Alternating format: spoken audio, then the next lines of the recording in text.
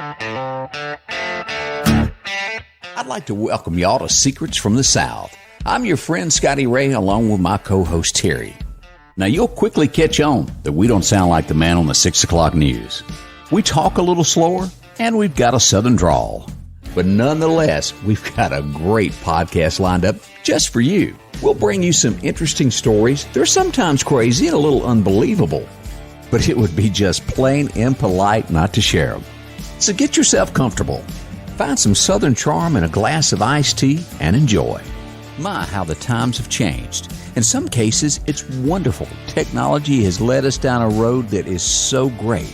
Well, just last week, I had my refrigerator text me, I had my generator text me, and my radar text me to let me know that a thunderstorm was within 5 miles of my house. But is it really all that great with technology? And sometimes we step back and wish life was a little bit simpler. I hope you'll enjoy this week's episode titled Route 1 Mayberry.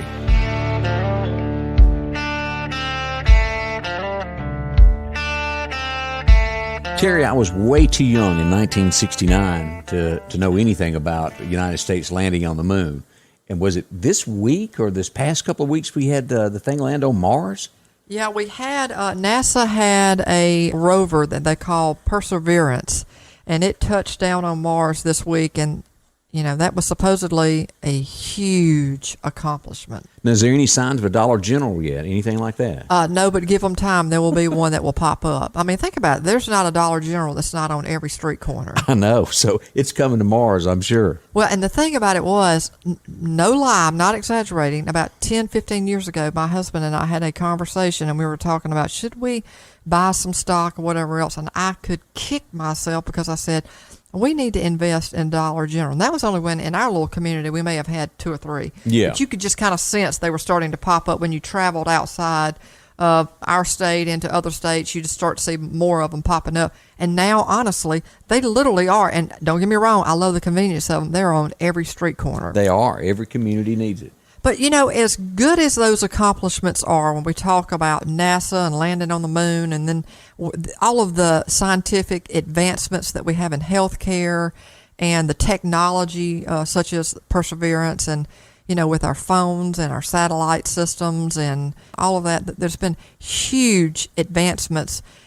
Do you ever stop and wonder, is that great for us, or do you think we are better today because of those advancements, or do you think that we were better when times were simpler? Well, you know, and while you were talking there, it just popped in my head like a bell going off of Alan Jackson, The Little Man. Do you remember that? Oh, yeah. That's one of my favorite songs by Alan Jackson, talking about how Walmarts have put the little man out of business. He got in his truck and drove to Florida one day and got the idea for that, just driving through the whole southern towns that, you know, the little guy wouldn't sell beer.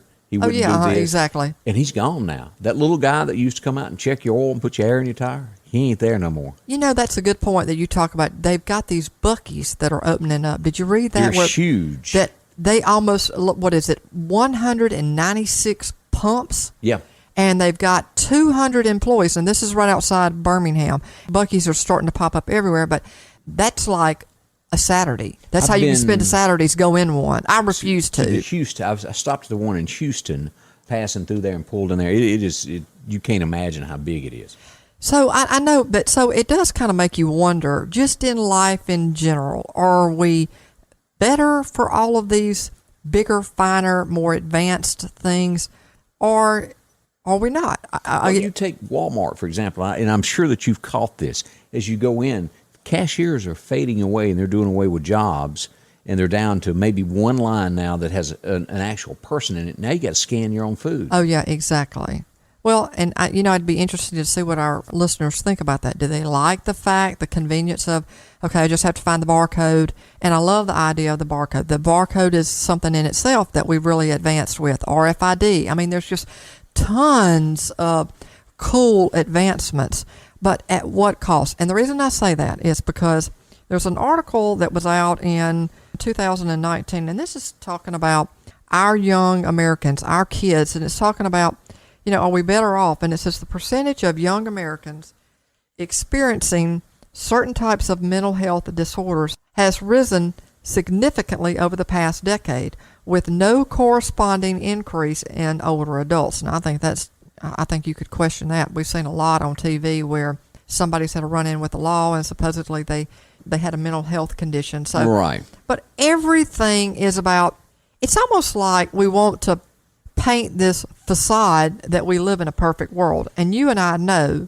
there is no such thing, but you think about social media and everything that people post. How often do you see? Now, you may see somebody with a beloved animal or a picture of a family member and says, I lost them today.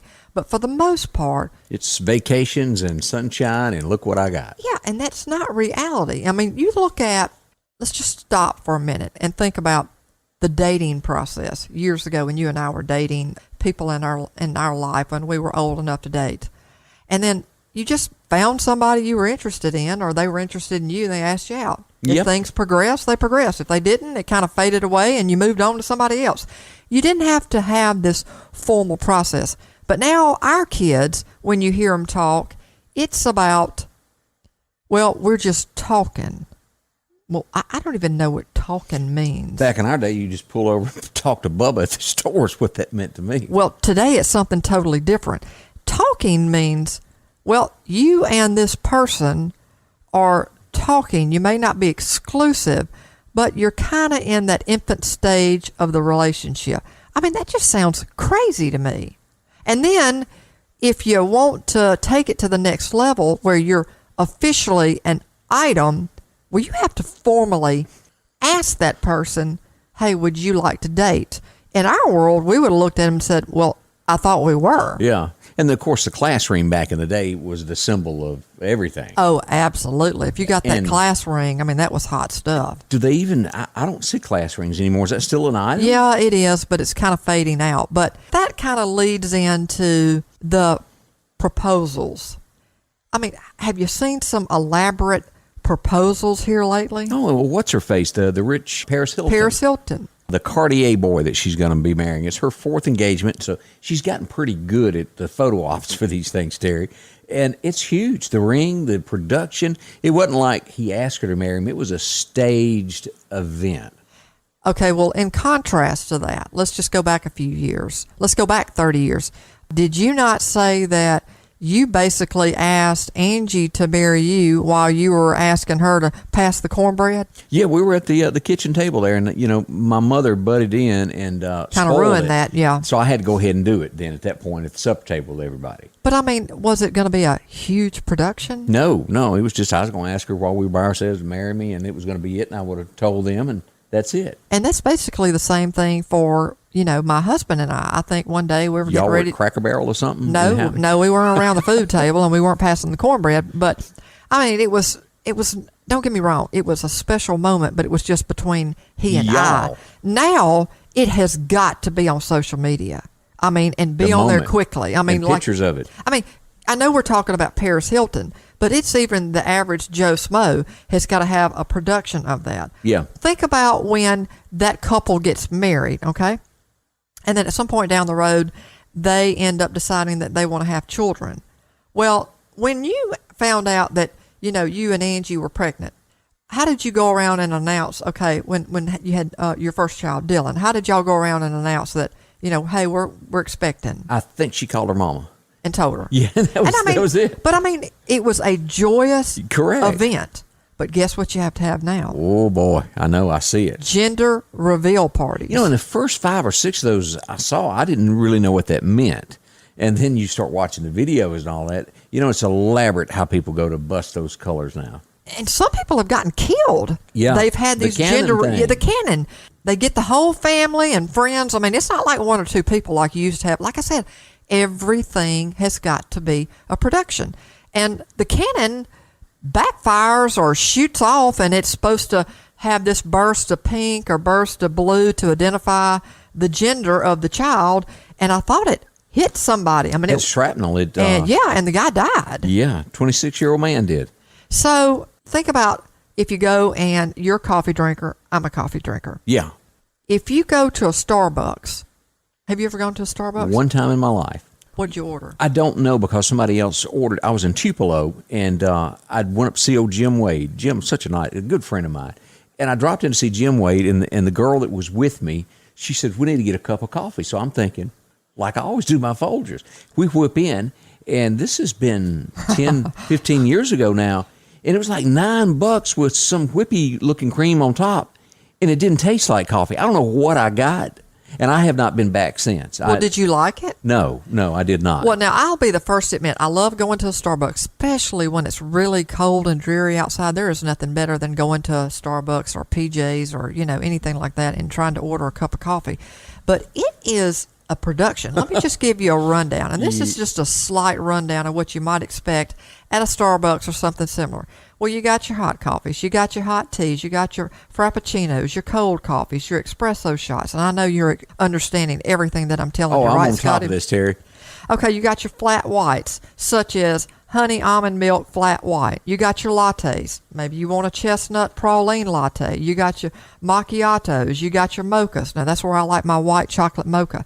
But the days of going in and ordering, you want black coffee, you want a coffee with some cream and sugar, you want a coffee with some sugar, those days are over. It's almost overwhelming just trying to figure out, what do you want to order? And you see, I still live in the coffee creamer world. I have not moved on, and I don't think I can. Do you know what I mean by that? Well, you need to brush up on it before you go into a Starbucks again, because the menu is unlimited. So is that a good thing or a bad thing? Because you got a lot of folks out there. I mean, we coffee lovers, that is really smart business, because I don't know what the percentage of us are that were big coffee drinkers, say 10, 15, 20 years ago.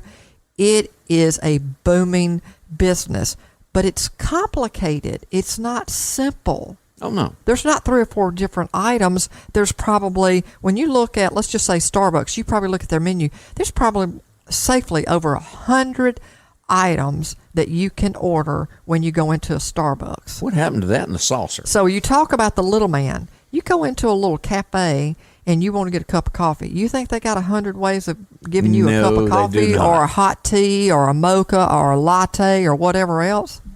It ain't there. No, it's not there. Talking about the dating world and how complex that's gotten, do you know that you don't just ask somebody to go to the prom with you anymore? That's right. Did you have the prom when you were back in school? Yeah, I went, I think both times. You're supposed to go your junior and senior year. Okay. Well, we didn't have it at our school. We had gotten in trouble, and, this was a graduating class of about 600 kids, and so they put the stop to that. And aren't you supposed to remember what the name of the prom? I couldn't tell you what them things were named. Well, we didn't have one. We didn't have one my junior year. We didn't have one my senior year. But I know that when my daughter was going through and she got asked, she came in and it had a little saying on a box of donuts and whatever, and I was like, what? Okay, so here's some of the things that people have said. Now, they're cute, don't get me wrong, but the day of just, if you want to go to the prom with somebody, you just ask them. No. You would be run out. You'd be run out of town. Here's one. I would be a lucky duck if you would be my date to homecoming. And they're in a baby pool with, you know how you pull a duck? Yeah. That's what it is. All those little ducks in there. So that's what they went to ask that person. Or how about, will you stick by my side at prom? And they have sticky notes all over them, and they're asking them, you see what I'm saying? There's a theme going on there. Or how about, it's my goal to have fun with you, so, and then you see a soccer ball sitting there, and it says, and on the soccer ball it says, let's kick it at prom, ? Everything has got to be taken to the next level. Do you remember Andy Griffith? What do they do on Sundays? Oh, they sit on the front porch and they all talk and socialize. That's it. Those days are over. And when you talk about the little man, those days are over. Talk about Andy Griffith for a second. They're sitting out on the front porch. How many phones do they probably have in their house? One. One. If they had that. And it was on a party line. Yeah. So in today's world, Who's the comedian that talks about the... James Gregory. So what is some of the stuff that he was talking about with just the advances and just how things have changed with phones? Well, it's like sitting down to supper. You can't just sit down if the phone rings once. You got to jump up and everybody fight to go find out who it was that called you. And, or whose phone it rang on. Yeah. But, way back in the day, do you remember, this was always a policy at my parents'. If the phone rang and you were sitting there eating dinner, guess you didn't touch it. You did not get up and answer that phone. That was a time that was meant for family. Well, that's gone. That's gone. Because now everybody has a cell phone. How many times, and I'm guilty of this, I told somebody the other day, got to work and realized what? Left my cell phone. Well, you can't go the whole day without it. You got to go Guess what home. I did? I went all the way back, and this is 25 minutes, and that 25 minutes to work, 25 minutes back to have that cell phone. It is like your lifeline. And I'm thinking, how did we get this way? We managed 25 years ago, 30 years ago, you didn't have a cell phone on you. Yeah, it is convenient now. If you go somewhere that you can call home, if you forget something, you can take a picture and send it home to make sure that's what you want. But there was that time when it was just the lonely payphone booth outside that you had to dig around for the dime to call home. Do you see that many payphones around these days? And even if you go and you find a payphone and you pick it up, it's dead. Work. Right, exactly. So I guess it begs the question of, what do you think, Scotty? Do you think we're better off? Think about the mental health that I brought up earlier. Everything is such a big production. Yes, we've made some huge advances when it comes to healthcare and science and medicines and the rover on Mars. You can communicate so much easier, and in some instances it is good. Like you take tornado warnings. It saves people's lives to be able to instantly put out this area, there's a tornado warning coming for you, and people move to it. But at the same time, it is about ruined America. And this morning before you and I got together, I sat back, and I think I'm going to just voice it because at some point and put it out there because so many people have forgotten it. 1965, Paul Harvey, If I Were the Devil.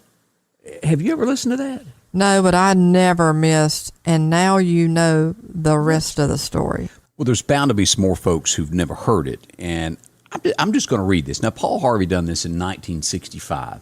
It was called If I Were the Devil. If I were the Prince of Darkness, I'd want to engulf the whole world in darkness. I'd have a third of its real estate and 4/5 of its population, but I wouldn't be happy until I'd seized the ripest apple on the tree, thee. So I'd set about however necessary to take over the United States. I'd subvert the churches first, and I would begin with a campaign of whispers. With the wisdom of a serpent, I would whisper to you as I whispered to Eve, do as you please. To the young, I would whisper that the Bible is a myth, and I would convince the children that man created God instead of the other way around. I'd confide that what's bad is good and what's good is square. And the old, I would teach to pray after me, Our Father, which art in Washington. Then I'd get organized. I'd educate authors in how to make lurid literature exciting so that anything else would appear dull and uninteresting. I'd peddle narcotics to whom I could. I'd sell alcohol to ladies and gentlemen of distinction, and I'd tranquilize the rest with pills. If I were the devil, I'd soon have families at war with themselves, churches at war with themselves, and nations at war with themselves until each, in its turn, was consumed. And with the promises of higher ratings, I'd have mesmerizing media fanning the flames. If I were the devil, I would encourage schools to refine young intellect but neglect to discipline emotions. I'd tell teachers to let those students run wild. And before you know it, you'd have drug-sniffing dogs and metal detectors at every schoolhouse door. With a decade, I'd have prisons overflowing and judges promoting pornography. Soon, I would evict God from the courthouse and the schoolhouse and then from the houses of Congress. In his own churches, I would substitute psychology for religion and defy science. I'd lure priests and pastors into misusing boys and girls and church money. If I were the devil, I'd take from those who have and give to those who wanted until I'd kill the incentive of the ambitious. Well, what do you bet I could get whole states to promote gambling as a way to get rich? I'd convince the young that marriage is old-fashioned, that swinging is more fun, and what you see on television is the way to be. And thus, I could undress you in public and lure you into bed with diseases for which there are no cures. In other words, if I were the devil, I'd just keep right on doing what he's doing. That's an interesting perspective on that. I think that's why I said, I think we're torn on, is all of the advances that we have today a good thing or a bad thing? I think about our youth, and I think about how, like you said, if you got in a car and you went down the road and you had a flat tire, you were SOL. Yeah. Well, now you got a cell phone, so that's wonderful. Mom and Dad, and I am so thankful for this. I can track where my child is. Is it that I don't trust them? No. It's I want to know that they got from point A to point B safely, because I always say, text me when you get there. Well, guess what? I may get a text, I may not. I don't know what I would do without that. But at the same time, everything that they see is, you can't do simple things anymore. How many times do you see kids sitting on a front porch? You don't. You don't. And you can't tell me the many times that a cell phone and the internet on it hadn't introduced a kid to a world that they didn't need to see, something they didn't need to see. Somebody with temptations. It's right there at the palm of their hand, and it has ruined lives. It is. And not only that, it's taken away the real fabric of who we are, and that is apple pie and baseball, yeah. Those sort of things. A lot of kids don't even know what fresh air is. They're so consumed with video games. Exactly. And while some of them may grow up and do things for the government and do things in technology and make advances that we would never be able to make in our lifetime, there are others that it's absolutely ruining their lives because they don't know what it is like to make believe and imagine and use their own imagination and use. Did you ever play Cowboys and Indians when you were growing up? Of course, me and my cap gun. Yes. And we'd be outside all day long, and I can remember my mom and dad hollering for us to come inside and eat. And again, if that phone rang, you were not to answer that phone while you were sitting at the table. But guess what you wanted to do as soon as you finished that meal? Back outside again. And and now it's become politically incorrect to say Cowboys and Indians. That's right. It has just turned into a nightmare. It's like I woke up one morning and I don't recognize what I'm around anymore. Well, I love Paul Harvey, and I think that it was always interesting to kind of listen to those stories, and now you know the rest of the story. And that was a way for us back in the day to have that connection and to know something that we may not have known. I can't tell you how many times I see people at a restaurant and they're not even having a connection with each other because they're looking at their phone. Their connection is to things that will really never matter in their life. It's a connection that really they're never going to know intimately because it's in another country and it's another way, it's so far away. Is it great to look and find as a source of information? And how many times do you not know something and that you get on YouTube and it's there. It's there. It can teach you. So there are great things. I'm not saying I'm on one side or the other. I just think that we got to take it in smaller doses. It's almost like we're drinking from a fountain now because we have too many things that are at our fingertips. It's almost taken away. It's like mind controlling. There's so many great things about technology and advances, but what is that taking away from us as who we are? How do we relate to people? It's taking the emotion out of a lot of things. The connections that we had in our family. And, we've talked about the online dating and stuff before. That connection of dating and holding hands, it's all about the likes and stuff on a dating site. But even the simple things that we take for granted, the dating, the marriage, the having children, we can't just do simple things anymore by picking up the phone and calling somebody or walking over to a neighbor. It has to be on a grandiose scale because guess what? We got to take that and then publicize that in social media because we are living in a perfect world and in reality we're not. And when it gets back to the little man, the little things that we used to take for granted of going down the street and spending $1 and getting a cup of coffee and a breakfast and sitting there congregating with people in our community. You don't do that anymore. And I watched this not long ago. And how many times have you seen this stuff on Facebook or on YouTube of somebody doing a good deed that saved something? Well, there was a guy that was saving some puppies that had been thrown off in like a canal. There was a concrete canal that ran in the city. And you could tell it was so faked because he gets down and then he goes and gets something to dip them out with instead of jumping down in the creek, where I call it a creek. It was a Sawashi type thing. But he didn't get down in there and save the puppies. You know, it was an all production to get the right camera angle before they got the puppies out. And, you know, the puppies could have died. Exactly. Do the right thing. Don't try to get a photo op out of life. Do it, and good things come to you later. Exactly. So where do you stand, Scott? Do you think that as we talk about, we have the rover that landed on Mars, we've got, you know, all the things that we've talked about, that the advances that we've never had 20 years ago, but we've lost some of that too, the ability to, like I said, to have that connection, to do the simpler things. Where do you think we are? Well, as you bring that up, the Deep South learned how to get back to the basics after that storm came through. You know, we lost electricity, we lost internet, we lost water, and I'm telling you, here in the Deep South, all throughout Texas, Louisiana, Mississippi, there was none of those for about, 4 or 5 days there. And think about what those poor folks in Texas are still going through. Yeah. Yeah, so when you talked about that, it's almost like you had to learn how to... And there's some people that couldn't survive. Because they didn't have that skill set of what it's like to take your family and go camping. Yeah. Because we basically were. I mean, think about how many of us were without power and without water. And when you ran out of water, the thing to do was go out in the yard and get snow and let it melt and use that for the water around the house that you needed. So many people don't even know how to do that. How many people did you see that posted about, I don't have internet? Yeah. I mean, that was almost like their number one concern, rather than they didn't have water. Yeah. That's where we've come. And that's what I'm saying, is that necessarily a good thing or a bad thing? I mean, don't get me wrong, I'm glad that we have water and power again.